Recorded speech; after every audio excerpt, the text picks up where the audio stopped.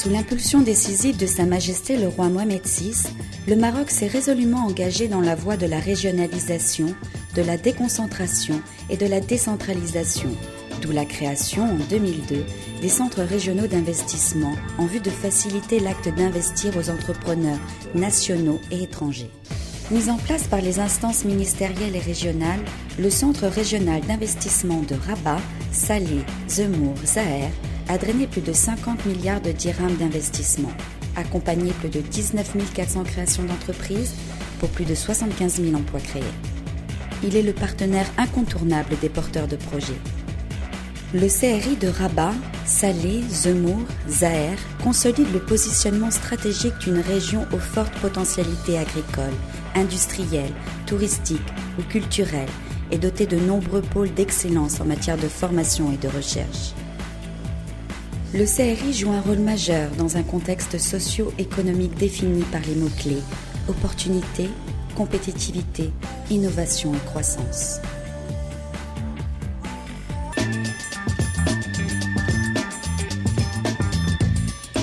Alors nous avons choisi Rabat pour notre première implantation au Maroc, ça fait maintenant plus de 8 ans, parce qu'on a trouvé à Rabat toutes les conditions réunies qui correspondent bien à notre type d'activité.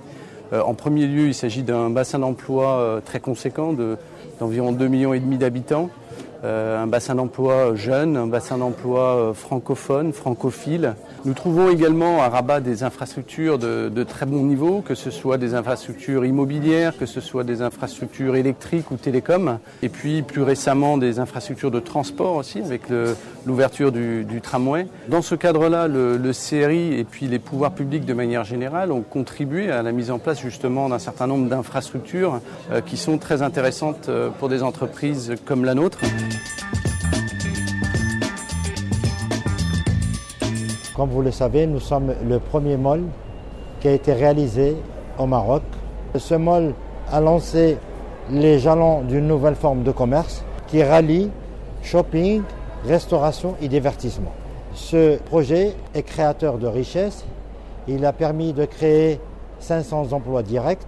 Au niveau de l'emploi indirect, 1300 emplois. Et a permis aussi de donner une certaine vivacité à la ville de Rabat.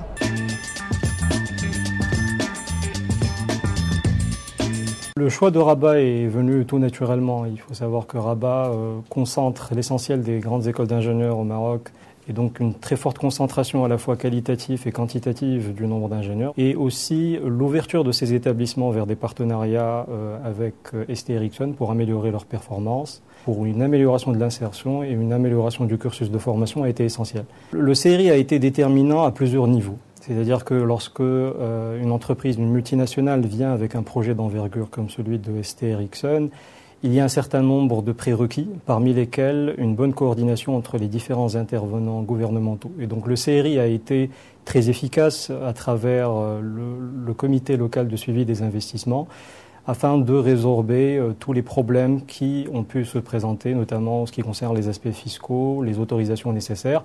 Le CRI a aussi été très important, je dirais, en termes d'accompagnement pour pouvoir améliorer d'autres aspects, notamment les aspects d'infrastructure et aussi en termes de diversification des activités de ST Ericsson.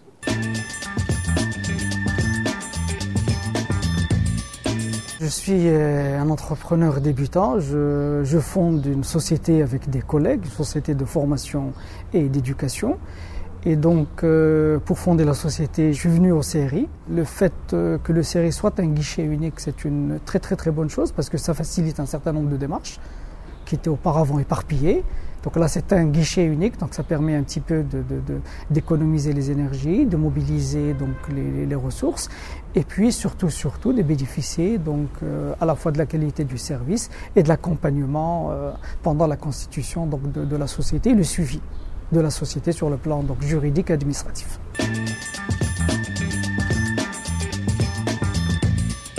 Le Maroc a une richesse énorme de ressources humaines qui n'est pas au Maroc, dans la haute technologie. Des gens qui sont partis après l'école, après les universités. Pourquoi ? Parce qu'il n'y avait pas du high-tech au Maroc. Beaucoup d'entre eux cherchent un prétexte pour retourner chez eux. Et donc, on est vraiment un magnet pour le retour de ces gens. Développement, fabrication et export à 100% à partir de Technopolis à Rabat. Le CRI, ce que cet organisme a fait pour nous, le terrain, l'acquisition du terrain, l'implantation dans ce qu'on appelle un greenfield, il n'y avait rien. Aujourd'hui, vous avez une des usines les plus modernes du monde. Et après, pour les investissements qui ont été colossaux, 750 millions de dirhams, tout confondu, on a bénéficié des conventions d'investissement qui nous aident, point de vue droit d'importation, isention de TVA, pour une période qui est conventionnée. Donc des avantages énormes, principalement dans une activité qui est très gourmande d'investissement. L'Université internationale de Rabat, donc dans la ville de Rabat, qui s'est imposée d'elle-même comme lieu pour la création d'un tel projet, étant donné que c'est la première ville universitaire au Maroc, et également par rapport donc à tout un contexte socio-économique qui se développe donc dans Rabat et particulièrement ici à Technopolis. Cette université ou ce projet a été incubé, je dirais, à plusieurs endroits, notamment au CRI où moi-même j'avais un bureau. Donc il y avait toute une logistique qui a été offerte, qui a permis quand même de recevoir des visiteurs, de recevoir des chercheurs, de recevoir aussi des entreprises parfois. L'Université internationale de Rabat apporte une alternative entre le système public et le système privé, étant donné qu'elle-même est un projet de partenariat public-privé. On est dans un investissement de 1,2 milliard de dirhams. C'est le plus gros investissement universitaire au Maroc jusqu'à aujourd'hui. Et notre objectif à terme, c'est de contribuer à faire du Maroc un leader régional dans le domaine du savoir et de la connaissance. Comme on a dit le premier jour, on a présenté ce projet Yes We Can. Maintenant, on peut dire Yes We Did.